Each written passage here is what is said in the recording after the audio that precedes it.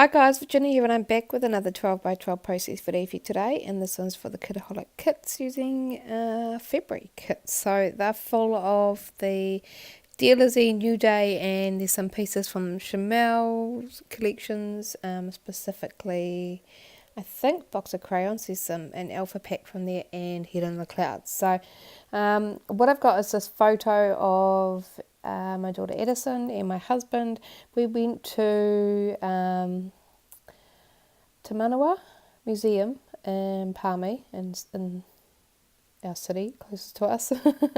And they had this dinosaur exhibition. We went and saw that, but they also had this like, I guess, fun kind of playground type thing with all these things that kids can go and do, like all these moving things and just like really fun kind of like learning activities, I guess.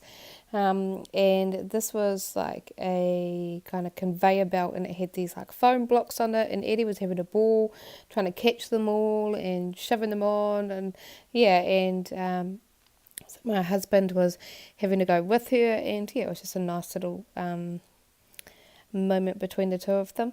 Now I've had trouble scrapping these photos. I always have trouble with these photos because my husband, he's got this lime green hat, and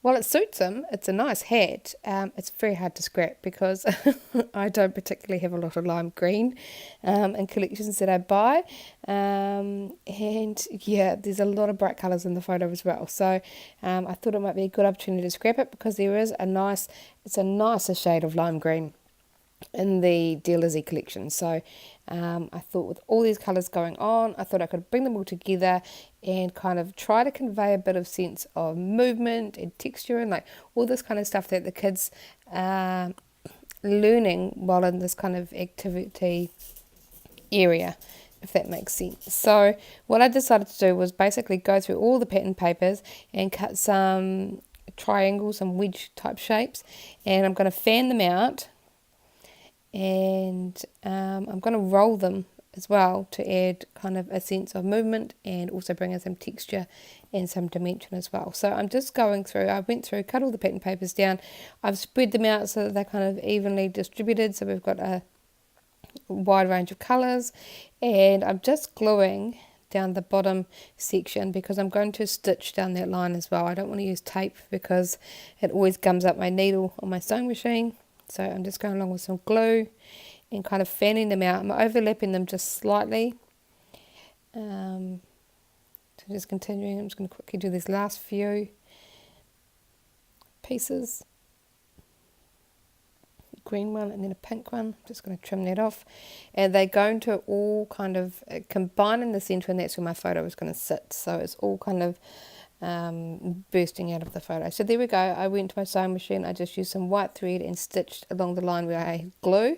In hindsight, I should have glued one piece and then stitched it, and then glued the next and then stitched it, because I made a mess of my paper a little bit. I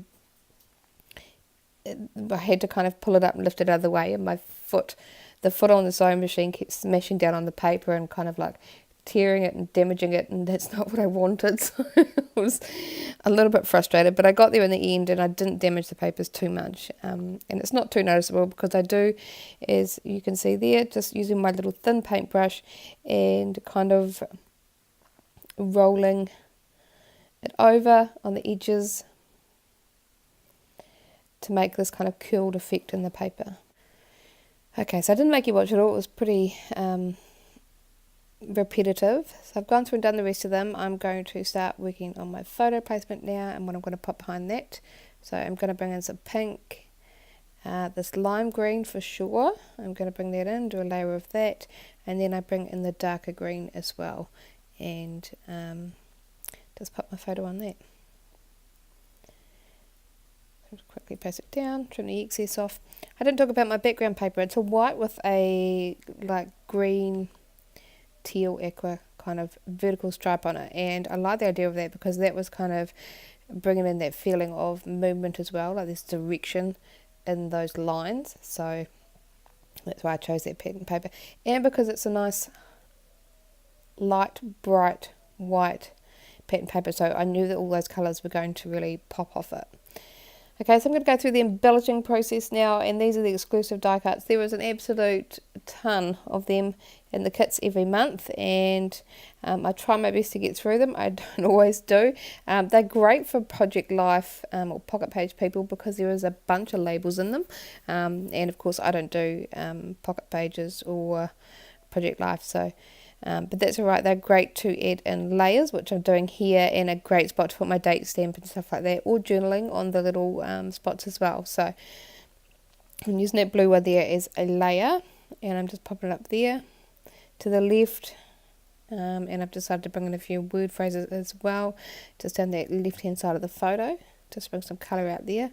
And I'm just going through the die cuts. This is the Dear Lizzie die cuts that came in the pack, and we did have a question about this in the face community Kitaholic Kits Facebook group, and someone had mentioned that they were struggling to use that die cut, that large die cut that had the love on it, and I did suggest to fussy cut it out, and you can always use those bits left over as a kind of a base for a cluster or something like that.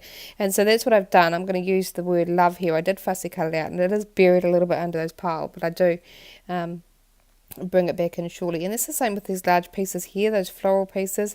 It was really large. I don't think I would ever be able to get it on a layout, and so what I've done is just basically cut it into 3 pieces and tucked it in those layers of the papers, and you can't even tell that there was a phrase on it because it's kind of hidden, but it brings a bit of interest to those layers, and it brings some of that gold falling around the page as well. So that's a way to use large die cut pieces. Just cut them up and make them work for you. So that's what I've done with a couple of them on this layer. I also cut out a few of the flowers off that big giant hand die cut piece as well, and I've kind of scattered them around, so I feel like I've used that die cut piece sufficiently for my needs. There we go. I've brought in that fussy cut word love, and I popped a couple of butterflies on the page, and I also tucked some of those frames in around underneath my photo because they were kind of leftovers from other layouts, but they were kind of continuing those angles and lines that I've got going on in those pattern papers, so it was a great way to add some interest around my photo with those frames.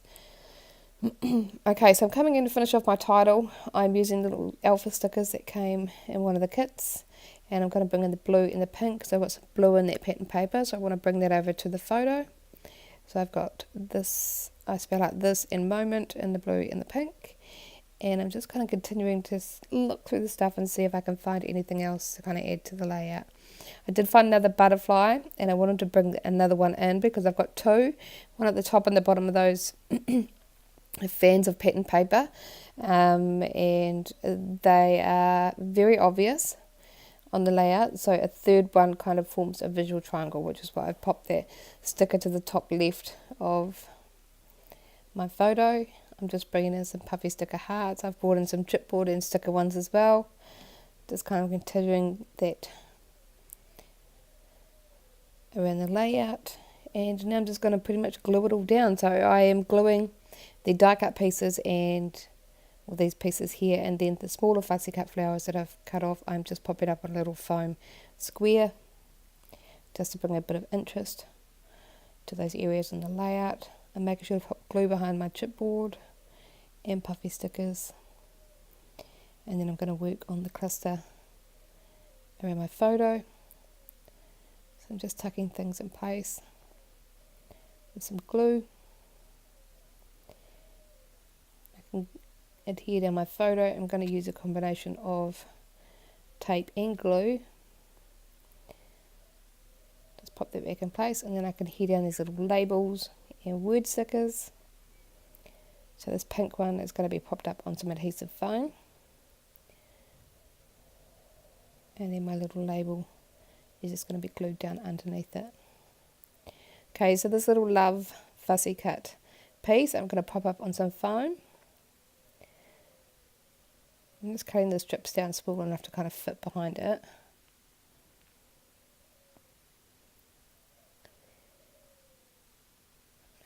And then I can just tuck that in place, and it fits in that spot that I've created under that photo really nicely, just the shape of the L and the O, and trim off the excess, and that's it for my layout. Super quick layout, but that's it. So I hope you enjoyed the process, and I'll see you guys next time. Bye.